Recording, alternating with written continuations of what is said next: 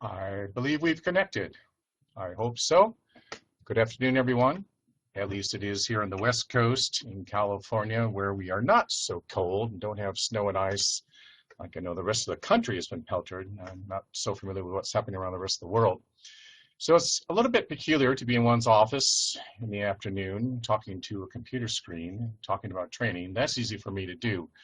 But the interesting thing is, as a trainer, not to have that interaction with people that are in the audience and to be so engaged. But nevertheless, we shall proceed for the next hour and talk about this topic that I'm very much interested in, and that's teaching and training and learning, however we might call it. I was asked to make a presentation, and I decided I would tweak it up a little bit and talk about measuring teaching and give it the subtitle of Metrics as Applied to Training in the Laboratory Animal Sciences. And this is because while training is, some might say, a bit of a soft science, it has some hard numbers associated with it because we need to make sure that people are trained, and it costs to train topics that I'll get into a little bit down the time frame here. Let me give you some background. You see my credentials on the first screen. So I currently work at the California Polytechnic State University in Southern California near LA. I've had a career as a facility manager, as a trainer, as one who does outreach. I worked in GOP and government and biotech. And being in academia is just great fun. I've enjoyed what I'm doing. So let us proceed, and I'll tell you a little bit more. I should tell you that I'm a past president of LAWTE and AALAS as well. I'm going to read for you this abstract because I could have called this presentation this: Training Within Laboratory Animal Science, Where We Are and Where We Should Be. And I'm going to give you some numbers about the history of lab animal training, but it's kind of hard to predict where we're going because there's so much technology and so forth. So here we go. While training has been the domain of facility managers for many years, the concept of a dedicated trainer is relatively new. As the LAWTE measurement would be, it's been 20 years. So that theme comes about for me about numbers or metrics and measuring some of the milestones about training and even accounting for training in a lab animal facility. And that brings up a topic or phrase of one size doesn't fit all. That has a numerical overtone. And certainly we know that by the way adults learn, and to some degree the way we teach our students, they're not all learning in the same way. There isn't a single size. And research varies across the world. I'm talking from America. I've been to a lot of other countries and been engaged with training in other places. And we each do things just a little bit differently. The way we train, what we need to train on, and the methods and measures that are associated with our training programs in our institutions do vary. So my game plan here is to use numbers, to use metrics for the benefit of trainers particularly, but also the managers and for administrators that are responsible for all of this kind of training. This number symbol, what does it mean to you? Well, many would say, simply a number sign. In order for me to do this presentation, I had to press the number or the pound key on my telephone to make the presentation. With Twitter and other means of social media, we call it a hashtag, don't we, to send messages to people. I don't think we're using that for training too much. But if we're thinking about it in scholastic measures, those of us that have gone on to professional and graduate schools, we might say that it's our grade point average, or maybe the score we got on the Scholastic Aptitude Test. Perhaps the GRE, or those of us that went into medical school or veterinary college, it's the MCAT or the BCAT. But what I want to say right now is it's about the numbers or the metrics that are useful for us in a training program within our institutions. And this applies to administrators, perhaps the marketers for those firms that are selling training now. And it certainly has something to do with budgeting. These things I want to talk about just a little bit. So the 2011 ILAR guide really emphasized training of personnel. It is a must statement. People must be trained in order to conduct research or testing or training with laboratory animals. And there's a record number from my count of the times training or a word similar to training appears in this guide. 156 times, 23 of which appear in the index. And to me, that says that training is very, very much important. And for those of you who listened to Dr. John Norton of AALAC this morning, you would know how much he emphasized training and measuring competency of training within institutions. And on pages 15 to 17 of the guide, there's a specific section that talks about the oversight which an ethics committee, an animal ethics committee must have. That is the IACUC that we know it in the States. And really, the number of times in which training occurs in a guide rivals what used to be a big topic of must and should. And sometimes they even appear together, as in this sentence. Training should be tailored to the particular needs of research groups. Again, one size does not fit all.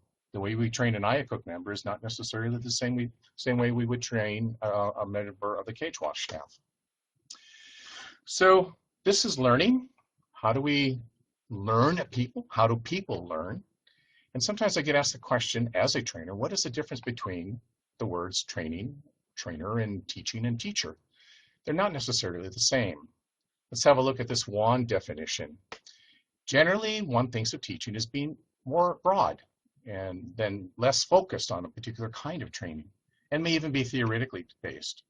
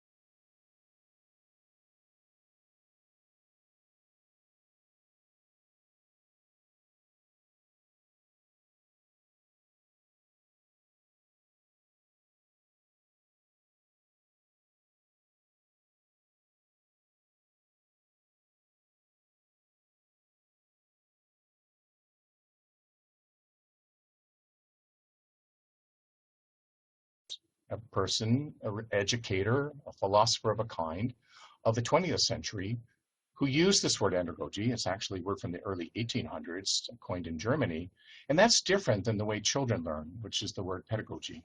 So let me talk a little bit about the 6 principles. Here's one of those numbers. The 6 principles or even assumptions that we associate with andragogy. And it's Malcolm Knowles who popularized this concept when he was writing in the 50s and 60s and 70s.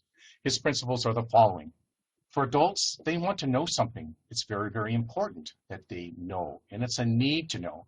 Yes, along the way, there's fun to know and things that are good to know, but mostly when adults go after training, it's because they need to know it. They need it for their job. They need it for advancement. They need it to be successful. And in lab animal, of course, we want to know stuff in order that we protect our animals better and have consideration over their welfare. Adults also need to know their experience or their foundation, their surroundings about that learning activity. When they go into a classroom situation, why are they there? Do they already know something about primates? Do they already know about enrichment? Do they already know about K-12 chemicals? What else is to be added to their adult learning? So this brings in self-concept. This is a significant part of adult learning. Adults want to be responsible for what they learn. I'm sure many of the trainers listening to me right now think of some of the prisoners in their classrooms. They're captured. They have to go to training because the boss said to do that. And you might be enticing or attracting them with pizza and a soda during the lunchtime. But adults really want to be part of their decision process for when they're being instructed in order to apply their education. The next is a sense of readiness, that they know how this information is going to go back into their job, how it will be re-entered. So there has to be relevance. Oh, geez, I have to go to the session. Then how am I going to use it? What good is it going to do me? Why am I traveling all that way or just down the hall? What is my readiness for that material? Adults also need to have an orientation. And this means that the information they're being given is problem-centered. Adults are centered around they're not their problems, I don't mean to say that, but what they're learning. In pedagogy, in the typical schoolroom, classroom, it's content-oriented. Teachers there are trying to dump or pass on a whole bunch of information in order for children, students, to fulfill a test. But adults, on the other hand, are generally looking after something that's problem-centered. It's relevant to them, it's something they need to know. And lastly, adults respond best when they're motivated to learn. Maybe there's a certification, maybe they're passing a degree, maybe they're getting a license, and it's something that's very much internal to them. But if we know anything about Maslow, something about learning is There's both internal or intrinsic and extrinsic benefits that will motivate people to pursue their learning. So those are 6 principles. Now, there was a time when we didn't have trainers, not so much. It was the job of the manager or the veterinarian, perhaps a faculty member or a department head somewhere else that would come and do the training within an institution. Then the training coordinator started to come about. And it was in 2002 that I authored this article that appeared in Lab Animal magazine about how to create a training coordinator position. So this is more of a commonality now that we have training coordinators in some institutions. The largest facility that I'm aware of is the Medical College of Wisconsin in the States that has a staff of 5 people and a very large, very elegant training center. So it's very nice for them. So we have trainers. And how is it that trainers are going about their jobs? Yes, they're passing on information, but we need to measure their effectiveness at the same time. So to some degree, the concept of training or teaching or learning to other people has a business component to it. There are customers, there are clients, there are people that are trying to benefit. They need to know something. And we are producing products, but they're not always so tangible, something that I'll come back to in another slide. And there are costs associated with this training. And those are something, that is something that we can attach metrics to. Here's some of the background of training by the numbers, the history of it. The Institute of Animal Technology, and I hope we have someone from the UK here, started in 1949. It preceded AALAS, or the Animal Care Panel, in the 1950s. And then that changed, of course, to AALAS in 1967. AALAM, but it wasn't called that until 1961 when AVNA designated it. AALAM, a training program for veterinarians in lab animal medicine, started in 1957. KLAS has had a training program since 1961. FALASA in 1978, and then of course LAWTE started in 1984. And I want to give credit to all of these institutions. Of course, societies. Of course, there are many other societies around the world that have sprouted up in order to recognize animal welfare, to do better at their work with lab animals. And of course, if there's a society, we can presume that at the same time they're doing quite a bit with training in some way. Okay. So let me talk about AALAS training over the years. It was in 1961 when certification was started with AALAS, and at that time it was known as the ATCB, Animal Technician Certification Board. And those people were being certified or trained or tested to be a junior or a senior husbandryman of some kind. In 1970, the Regional Examining Board was created, the REB, that today we know as the CRB in AALAS for the Certification and Registry Board. And this is about the time when we had the 3 levels of certification for technicians established: the Assistant Lab Animal Technician, the Lab Animal Technician, and the Lab Animal Technologist, the blue, the red, and the green that I show you right here. In 1991, we changed to a testing service. Before, it was done by the REB persons. They would go to facilities and do the testing. And that has moved into a testing system done by computer. That happened in the 90s. And in 2013, as you can see here, is when over 1,500 people were taking the exam and they passed. In 2013, over 1,500 people. We started the ILAM program for training managers in 1993. And then there was an examination for managers of animal resources in 1997. These are all training programs that are offered by AALAS. And of course, AALAS has a lot of other things that it does for training: journals, listservs, the handbooks that are produced, manuals for training at the various levels, posters, and so much more, including 65 years of national meetings, as I show you right here. We'll be meeting in San Antonio, Texas, and I hope to see some of you there later this year. But just overall, there's an infinite number of training opportunities available through AALAS. And of course, they're available for sale, these opportunities, for around the world, and many, many other societies of lab animal are using them. So AALAS is certainly prominent and has tons of numbers associated with lab animal science. Well, now, of course, I have to do some kind of commercial for LAWTE, which is the Laboratory Animal and Welfare Training Exchange. In 1994, it's before my time with LAWTE, the first conference was held in Raleigh, North Carolina. 2 years later, moved across country to Stanford in California. For 2 years, we were in Missouri at WashU, Washington University, in 1988 and 2001. Then we were in the West Coast again in Arizona and California for a while. We were in Boston for 2 years in Texas in 2009, 2011. And last year, when I was the president of LAWTE, we had our first international meeting in 2013. Where we're going in 2015, we don't know yet, but you can see we meet every other year. It's a biennial meeting. But what LAWTE is about is to hold conferences and to run a listserv and to share things about training and welfare. And this citation over here will give you a little bit more of the history, a little bit dated now from 2007, but still it's something that can be utilized to talk about LAWTE. And I want to show this word here, external auditors. Auditors come in, they may be inspectors or site visitors or somebody that come into an animal facility and take a look at the program of training. What are the expectations? Because the guides are expecting it. Not only the ILAR guide, but the Ag Guide, and FALASA, and OECD, so many other organizations, Animal Welfare Act of the USDA, all of these folks are expecting training in order for us to do better with our animals in an animal facility. So let us move away from the history a little bit and deal with some of the numbers and the metrics and the ways that we assess or evaluate trainees in an animal facility in an animal training program. There are two words here that are pretty important.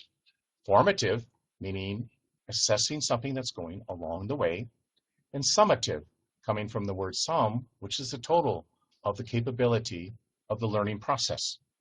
Defining formative, these are interim steps at which a student's progress and knowledge, a skill, behavioral and aptitude about training and ability to do something that's taught, remember to the showing of the education, this is used by teachers or trainers to understand what the students are doing and then to modify in some way, as it says here, to adjust their learning capabilities in order for them to do better. And certainly that's what we have to do as lab animal trainers too.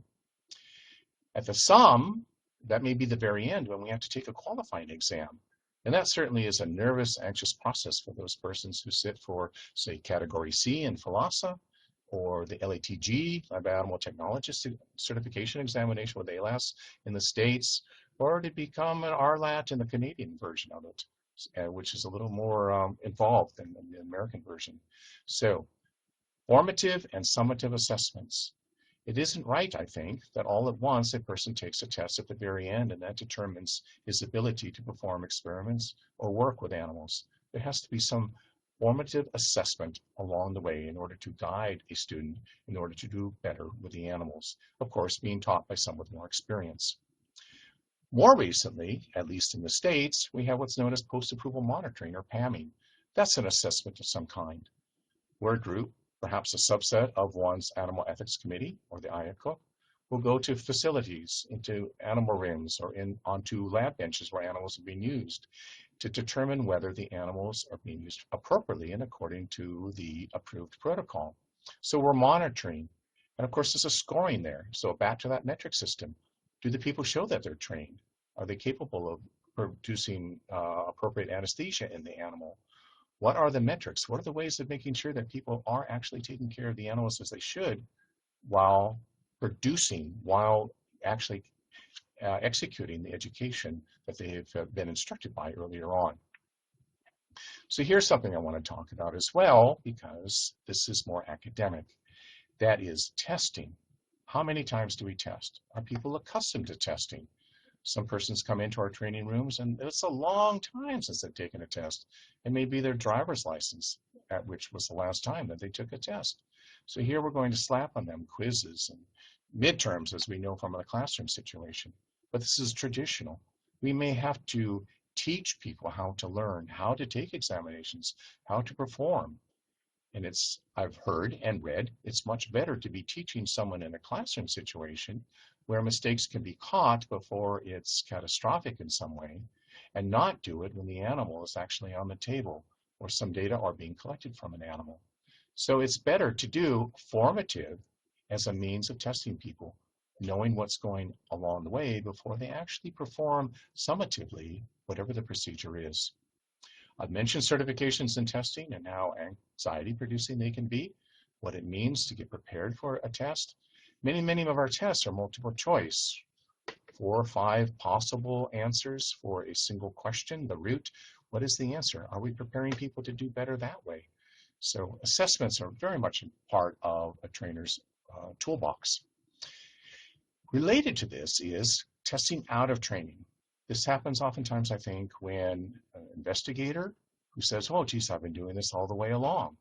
Well, says the trainer, that's fine when you were at the other institution, or that's fine when you were doing human patients, but now you're at ABC University, or now you're doing it on a pig or non-human primate. We need to make sure that you are going to do things appropriately. Summatively, we know that you can handle this particular animal, and we need to know what you're capable of doing. But I think a prudent trainer would see just what can be gained by releasing someone a little bit from absolutely doing all of the testing in some fashion, and what might be lost by not doing an equitable job of testing everybody, assessing everyone in a training situation. Now a comment about these certification examinations that have pass points. What does it take to get through this examination? Is it 70% passing or 80% passing? What's a C? What's a B? What's equitable? What's adequate? Well, I don't think that I want to have someone do C or average work on an animal. I certainly don't want a physician taking care of me, a surgeon, that does only 3/4 of the job when operating on me.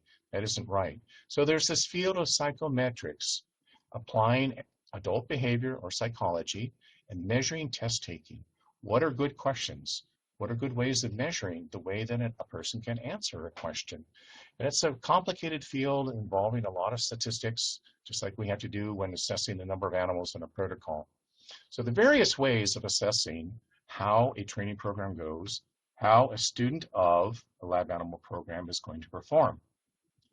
And setting pass points, in my opinion, is this is what I want you to do in order to take care of that animal, because it's a welfare issue. Moving along a little bit.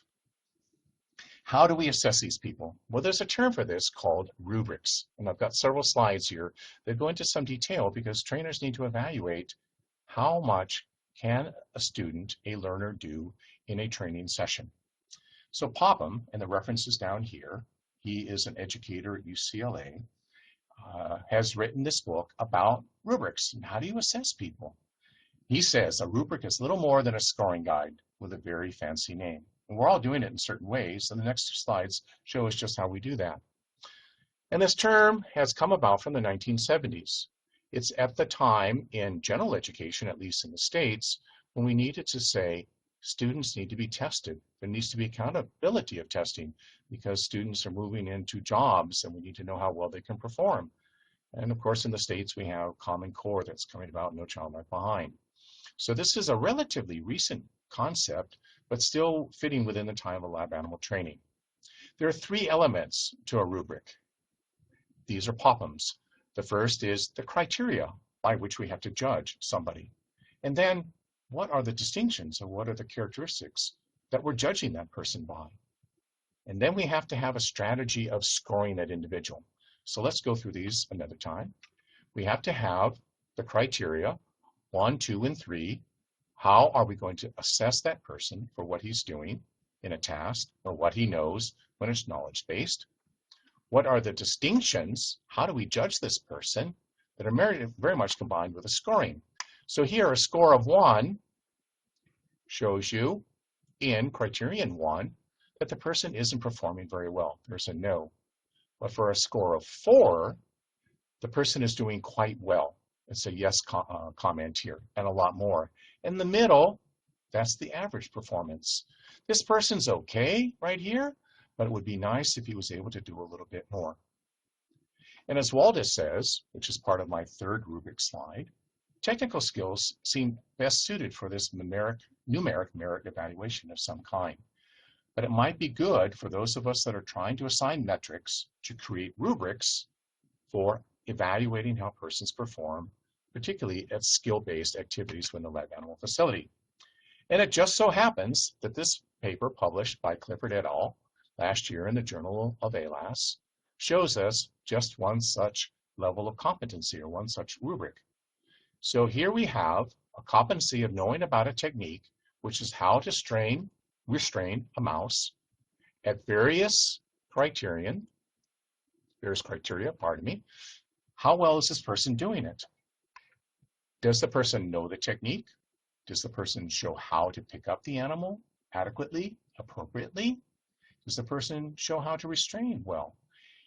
If there's a score of 0, if the animal is hurt, there's excessive force, and even the respiration is inhibited in some way, that person has pretty much failed at that point for him to receive a 0 score. The best score of 2 is no excessive force seen at all. The animal recovers just fine. These scorings are defined a little bit better in the figure right here.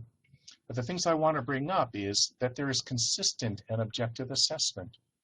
Whether it is you or I or someone else doing this assessment, even the unaffiliated Animal Ethics Committee member can see how well John is performing at this technique of handling this animal.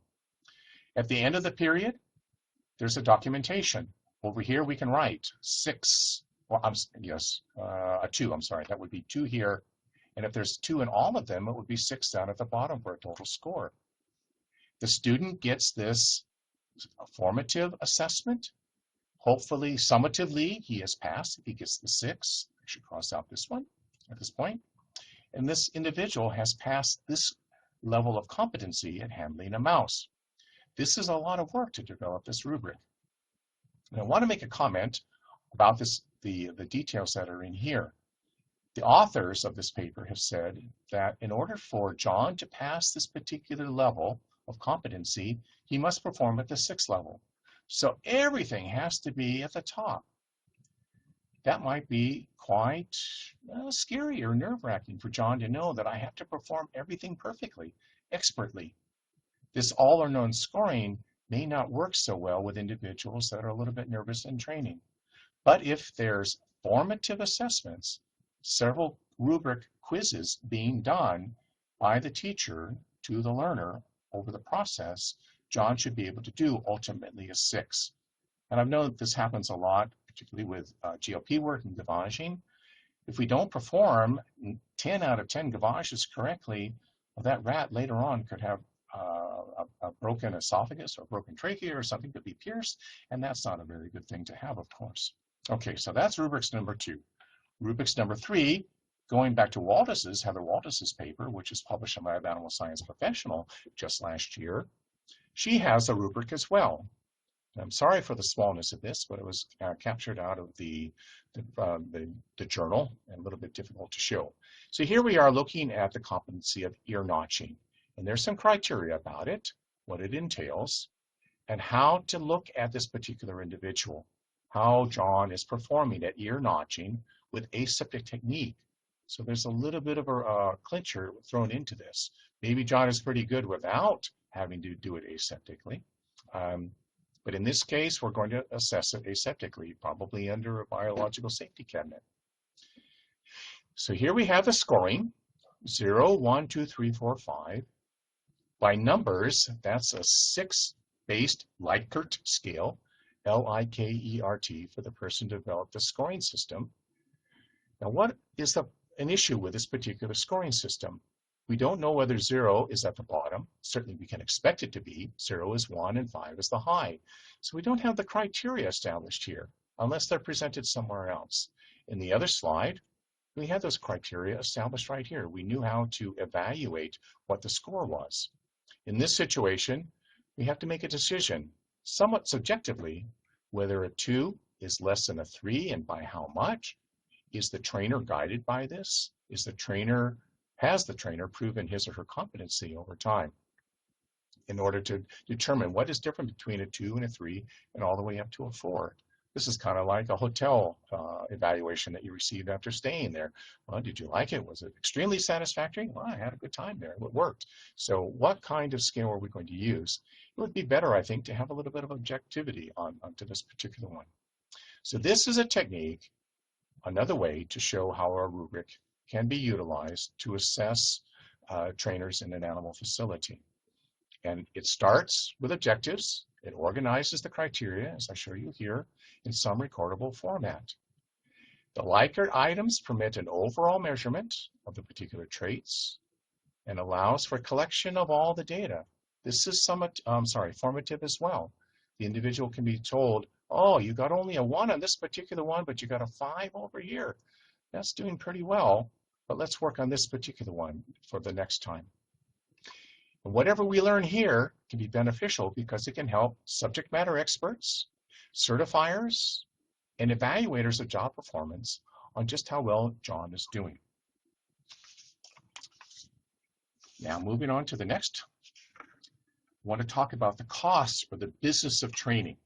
And I've made a little joke here about the dollars and cents training, cents coming from the word CENTS. It isn't just about money, but we have to talk about the applicability. And is it sensible or nonsensible in the way we do some training? I like this little graphic here of all the monies of the world. We know that everywhere we're doing training of some kind. Is happening all the time. We're sharing knowledge, and it's all about improving animal care. But training can be an expense item, and it can be expensive. It's something that we can measure in some way. But if we think about it a little bit philosophically, there's a cost of doing it right, and how many dollars are we spending in order to do it right? And then there's a cost of doing something wrong. And if we want to cheat a little bit, or shorten our costs and say, no, we won't buy that extra book, or we won't send someone to a conference, that may be doing it wrong. But how can we measure just how wrong that is? I'll state it this way. What are the costs per hour when persons sit in a training session? There's the trainer's salary. There are the people that are not working for the hour, hour and a half. There are the videos and books and so forth that are offered to people. But more importantly, what's going to happen in an animal facility to the animals if they don't participate, if those people don't sit in that training session? So let's go into this a little bit more. This is important to managers and bean counters.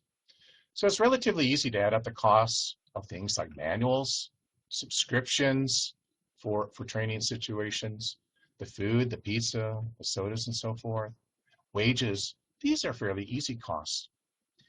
What about when we don't train? What might happen? What are those costs?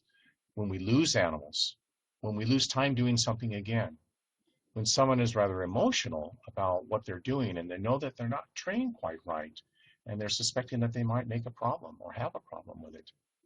And what is the cost when it gets to the outside and it's realized that that job wasn't done quite right? And it may be within a lab or maybe from the institution. So we have to look at the return on investment when we put our efforts, our resources into training. What are those metrics? What are those variables? I'm going to come into those into the next slides. And this is important because of this statement here. We don't want to just push trainees through a training program. We want them to be capable of what they're doing and know that they're going to do a good job with the animals in the animal facility or at the bench in their laboratory. So it would be nice if we had an equation to define all these costs. And I'm going to present one in a few slides. Here's money as a metric number one, the ROI. What's our investment? Do we have a means of measuring the costs? Does the institution take a look at training in some way so as to validate that training is effective, that it's worth the expenditure? In some larger institutions, there may be a cost center, as I mentioned at Medical College of Wisconsin. That cost center obviously costs money to build, to equip, to put people in there and so forth. Does your institution, in order to understand the investment of training, have a budget for training where we can buy books and training modules and send people to conferences and subscribe to the AALAS Learning Library and CITI and such things? Or if there's not an actual budget, is there some cost center that even has line items for these purchases? I'm aware that in some institutions that doesn't occur. So now if we have a budget, we can evaluate what are the resources, and we can evaluate the direct costs associated with training. For all of these materials, the resources, the tangible items that are necessary in order to get training going. A big cost, just like running an animal facility, is the salary of that trainer. But if we don't have it in some way, then there is that hidden cost or that wrong side of what happens when we don't do training. Many facilities have an in-house trainer. It may be the manager, it may be the attending veterinarian, that person who has to double. But more and more in the last decade, there have been some contracted companies that are coming in and doing training, either on site or to go to their site or online in some fashion. Associated with this training is the cost of retraining. Well, the trainer tested well in that formative assessment, in that rubric, but we find that she's making mistakes right now. We need to send her back to training. We need to make sure that she's doing the right thing because we're losing animals in some way as a result of her poor technique. And if the training involves more than poor technique, it may be involving attitude in some way or behavior, our retraining may involve the human resources department. We may have to involve other persons, and this goes back to the salaries of persons that are engaged in the equation of a metric of costing out an animal facilities training program. Let me deal with the hidden costs, the word that I've been mentioning a little bit. What does it cost when we don't train the animal care committee? When they don't look at the training component of a protocol? When we don't have a training protocol in order to teach people how to work with the animals? There's a hidden cost when we put it into the per diem rate. There should be some portion, I think, of a per diem rate for those institutions that have one, where the training is embedded in there to make sure that we can continue to have training that benefits the animals and the people. There's a hidden cost when we do training of a certain kind and use scientific jargon, or we have English as a second language persons, ESLers, non-native speakers of English that don't understand our training. We may have to invest in translation materials of some kind. There's a hidden cost, as I mentioned before, about emotions and grief. When people go home and they're just so sad and may not want to come to work the next day, or they know that there's a necropsy scheduled and they don't want to participate and they call out sick. So these are ways that training costs are hidden to some degree. And then if we don't train on health issues and people get sick and long-term costs us money in some fashion because we didn't train them properly on how to wear a PPE or N95 mask or something like that, well, that can cost us because we didn't do the training up right. Another way of looking at these hidden costs is the public relations that I mentioned. An institution gets a reputation that's kind of negative in some way. And if we don't have a good reputation, then maybe our institution won't be receiving monies and grants in order to continue to do biomedical research. A recent paper by David Ornelas in the Fruits of Education column of Lab Animal talks about an insurance policy in a way. And what he's talking about here in this article is if we don't do training in some fashion in our animal care program, then it's going to cost us. So training is a way of an insurance policy. It doesn't mean replacing animals like when we have an accident in our car, but rather it's training is our insurance. It is our way of helping to improve our training programs. Okay. So can we measure training in ways that are tangible or not tangible? Well, yes, very easily. It's tangible costs are measurable. Those direct costs, those things that we see, how much labor it costs, and so forth. These are all tangible factors that we can put into an equation. Are the non-tangible measurable? As I say here, no, but maybe yes, because we can have a look at what mistakes are being made.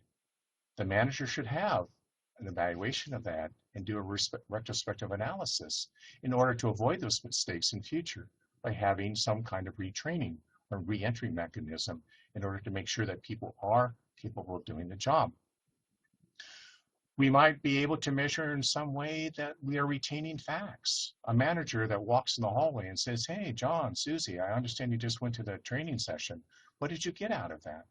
And at that point, regurgitation of to some degree of the material may tell us that the person is effectively learning and absorbing information that is provided and instructed in the training session. We might even, in a different kind of way, evaluate how the person is feeling, his or her positive mental attitude, as I call it a PMA. That's a non-tangible way of measuring that training is effective. So I promised you an equation, as I have right here, an equation that perhaps evaluates and sums all of these factors. It's not a good equation just yet, something that I'm working on, but it says to be a trained individual. We involve the person, his teacher, what kind of learning occurs, the environment in which the learning happens, the training, and hopefully we'll get that trained individual.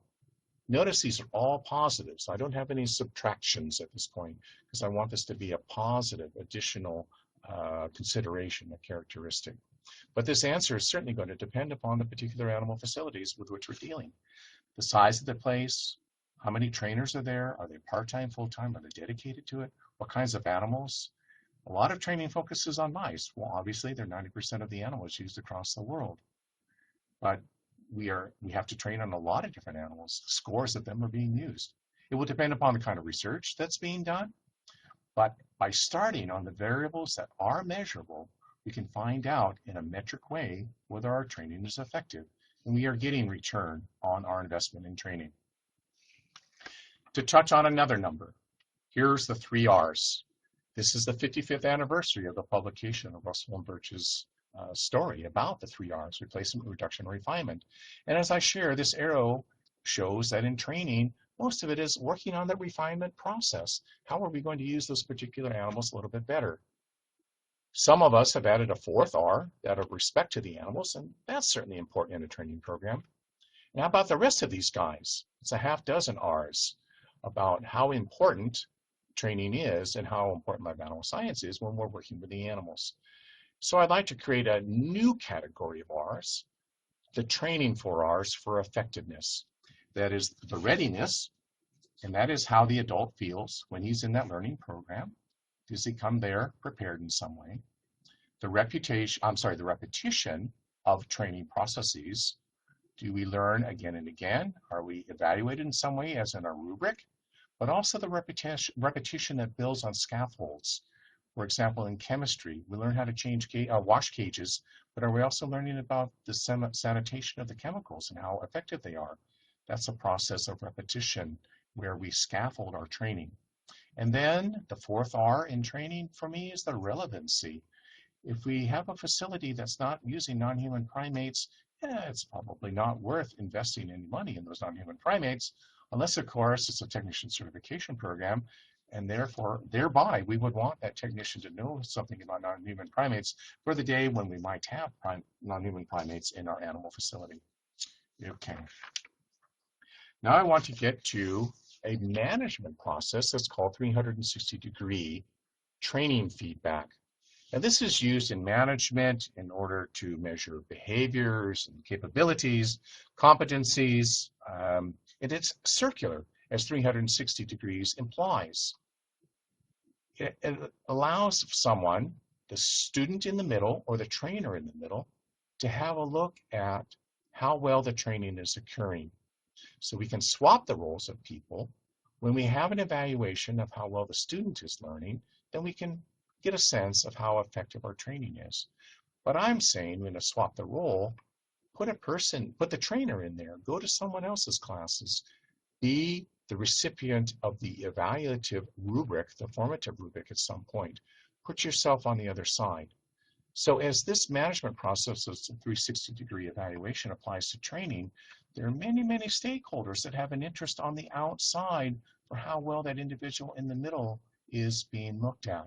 The technicians, administrators, the reputation of the institution, the regulators when AALAC comes to visit, the clients, of course, and most importantly, the animals at the very end. They're the recipients of the training. Are they getting what they need? And are the PIs getting the data that need to come out of them? Now, who have I left out of these stakeholders? As I was reviewing my slides, I said, safety is not in there. There's not the health aspect. How about the trainer himself? Is he sitting there, as I mentioned before, in someone else's class? Is he being tested? Is he taking the quizzes? So 360-degree training feedback may be another effective way of measuring, of doing the metrics about a training program. Now, this is my parking lot for the things that I have not covered adequately in the ways that training can be quantified. We can measure animal losses, not a very enjoyable way of discovering what's wrong with our training, but it may be something that we see when we discover that, well, there are certain times of year then when we're losing more animals, and then we do training and things don't happen so much. We don't lose as many animals. We can measure by the number of times trainees have to go to human resources in order to be counseled about how to do a better job at the job. We can look at attendance, how many times people do go to training sessions. In the early days when I was training in the National Capital Area Branch around Washington, D.C., people would ask me, would you take attendance for people coming to class? And I said, a better way would be when your employee comes back to your facility, ask him what he learned at the classroom. Measure from him what it was that he learned in our training sessions.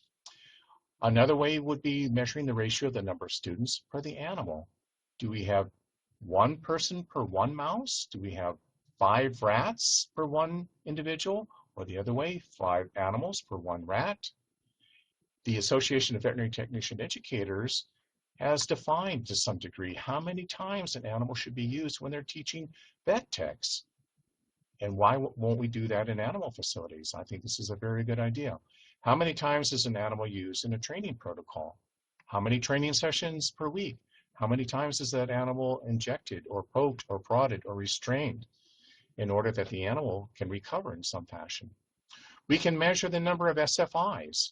This morning, John Norton was explaining in his AALAS presentation on competency and the way he looks at animal facilities when he does a facility site visit.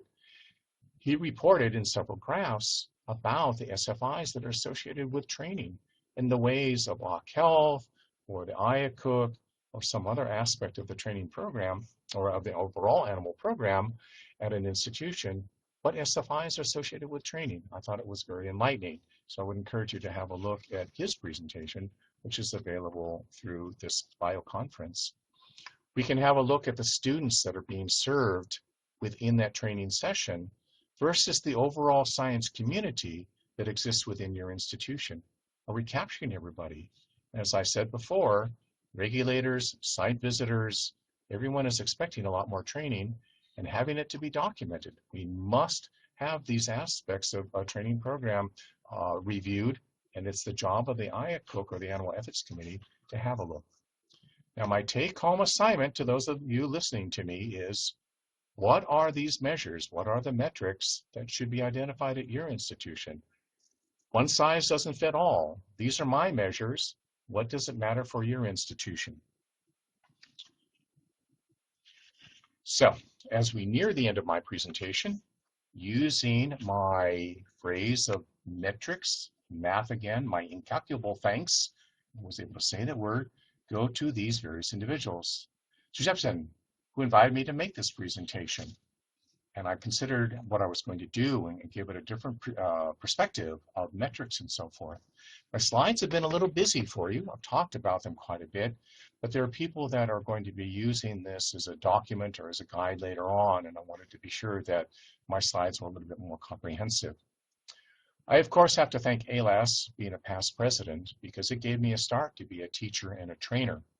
And of course, because they produce just gazillions of training materials that are very beneficial for animal programs around the world. There are trainers, some of you are listening right now, in Lab Animal. I want to thank you guys for what you do in your educational systems and how you run training programs at home. The LAWTE members, there are almost 400 of them. That's not really that large a number when you consider the number of animal institutions around the world. There is a great broad range that we can invite more trainers into LAWTE, into the training programs associated with lab animal research. And I need to thank the bean counters, who will, of course, keep us accountable for our training numbers and our effectiveness.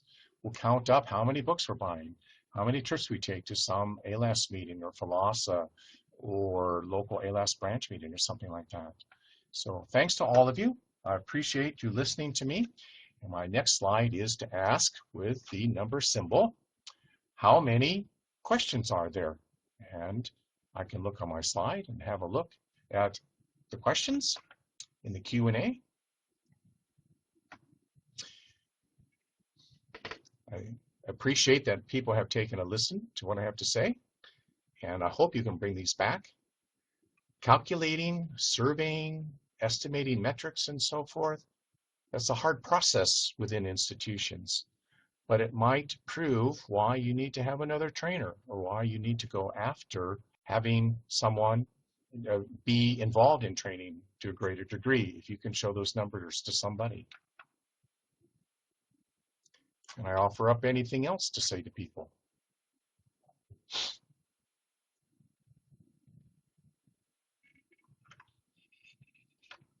Having to learn how to do this system.